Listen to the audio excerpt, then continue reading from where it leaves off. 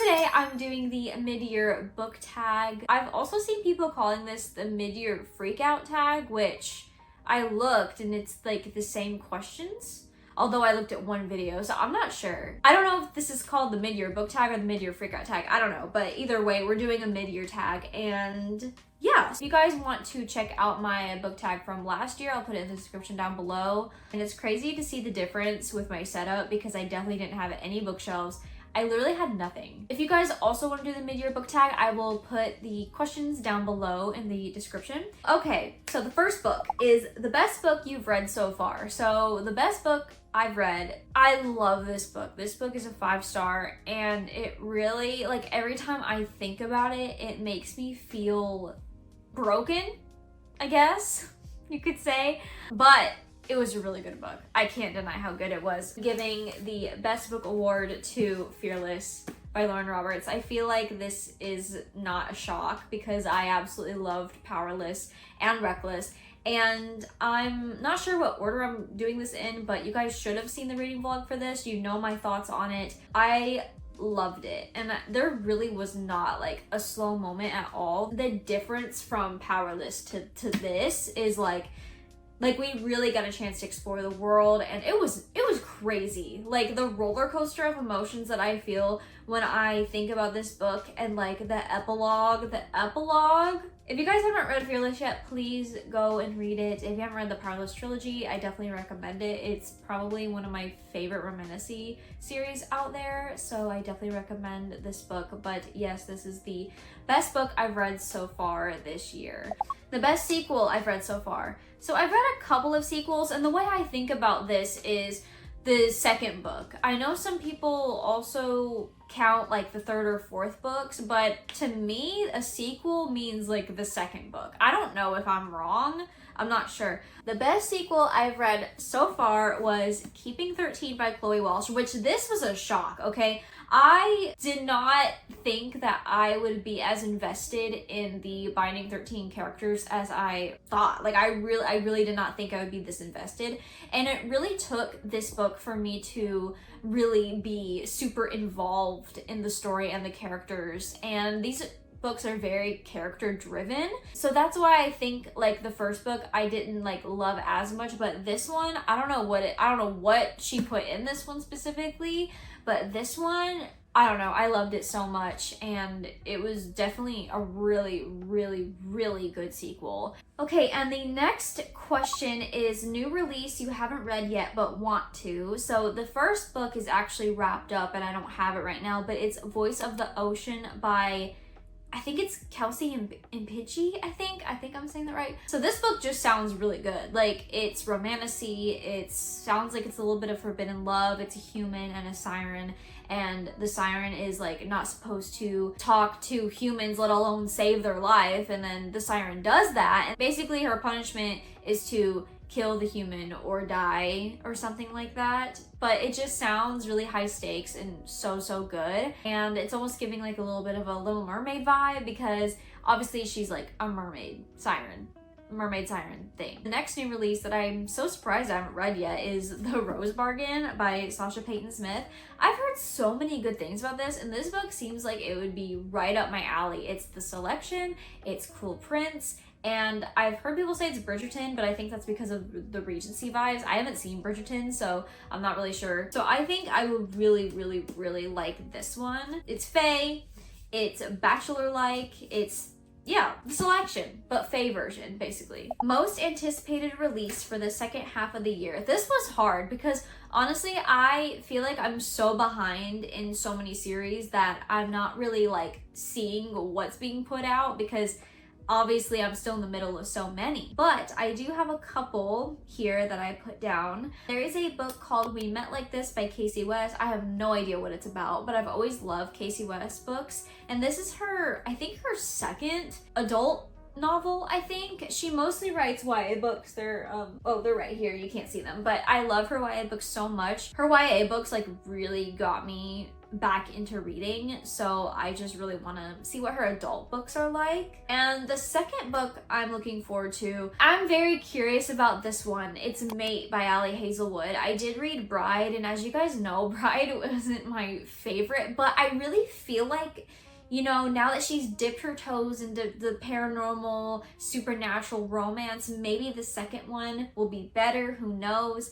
And if it's about like the character I'm thinking of, I think it'll be really interesting. So I really just want to see what that's about and just see if I like it better than Bride. I feel like this doesn't come as a surprise. Lauren Roberts just announced her Fearful novella, which follows a character that we kind of see in the epilogue of Fearless. So I'm really wondering how she's gonna do that. It sounds really interesting, and I'm really looking forward to that because honestly, like, I need more answers. I need more answers. And the next question is the biggest surprise. I put good surprise and bad surprise. So we're gonna start with the good surprise. She's Gone by David Bell. That is a book that I have just read recently. If you guys haven't seen the video for it, I'll put it in the description down below. It was in my blind date with a book video. Spoiler, now you know what the book is. But anyways, this book was a YA like mystery thriller book.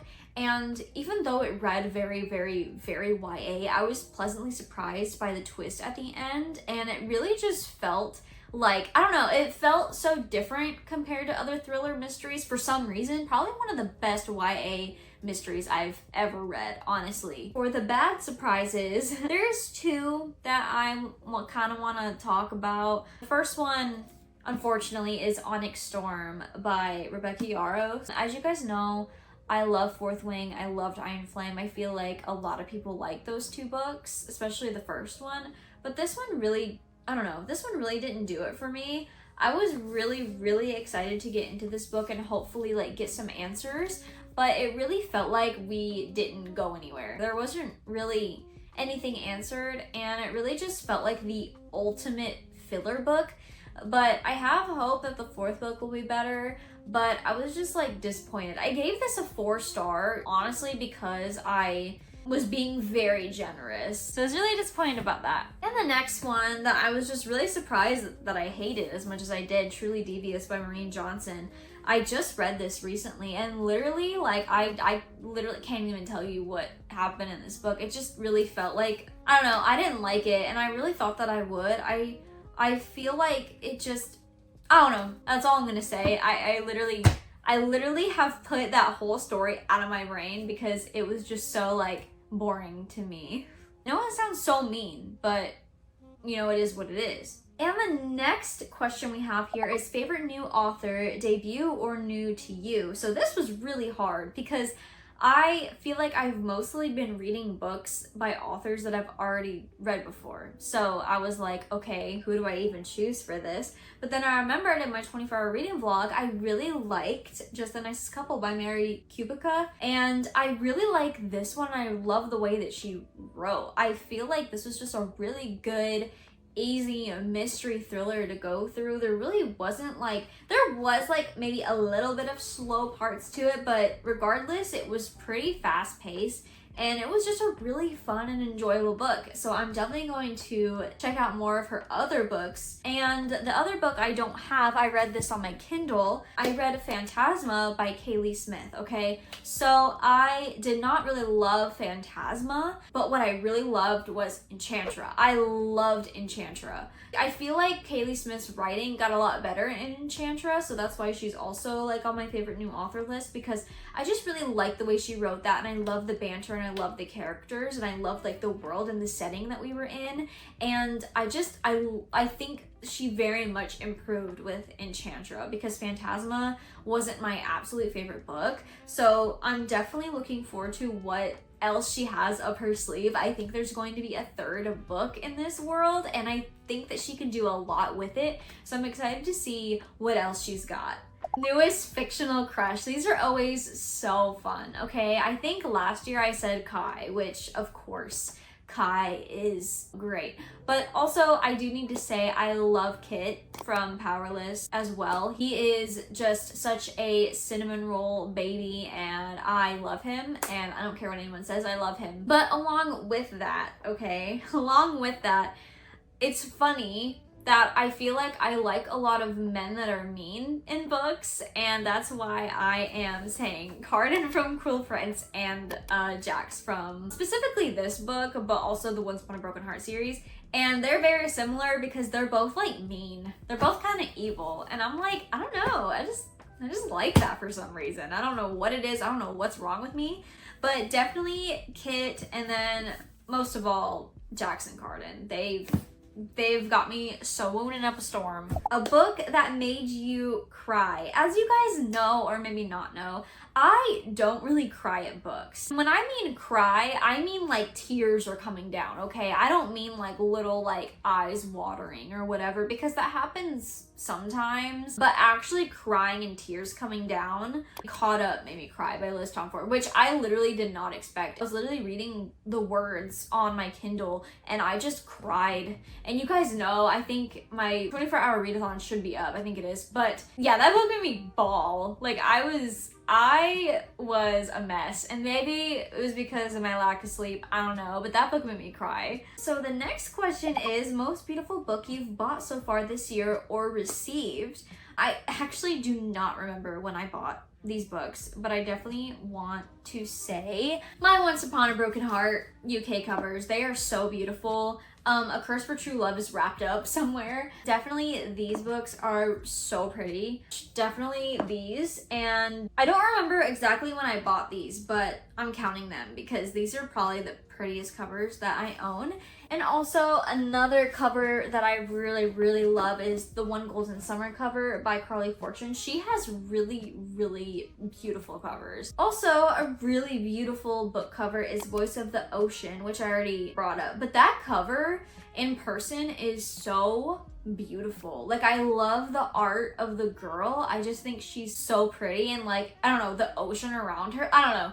I think the design of that cover is just so, so pretty. And we're already on the last question. This video went by so fast. What books do you need to read by the end of the year? So for me, I would say A Curse for True Love, because I have already read the first two books in the Once Upon a Broken Heart series, so I might as well finish the third one and get that trilogy done. And the next book I'm really interested in reading is Saving Six by Chloe Walsh. I really think that this one will be good and heartbreaking, but I really would like to just kind of catch up and get into the series and kind of read it when everyone else is reading it, so I'm like not out of the loop. I mean, those are the books that I really do want to read. I have so many books that I need to read for my 25 for 2025, and I'm literally probably not going to get there at all. But I have A Court of Silver Flames that I need to read, which I would finish the trilogy with. I mean, I have to read A Court of Frost and Starlight, but I really need to read A Court of Silver Flames too, and then that series will be done.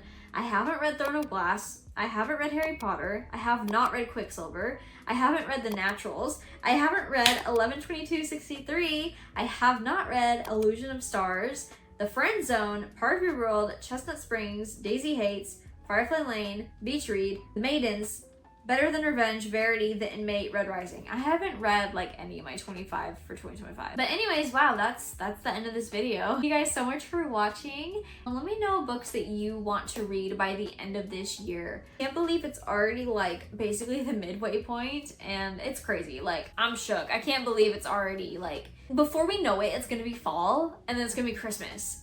And then I'm gonna do Bookmas again. Thank you so much for watching today's video, and I hope to see you tomorrow for another day of Bookmas. Bye!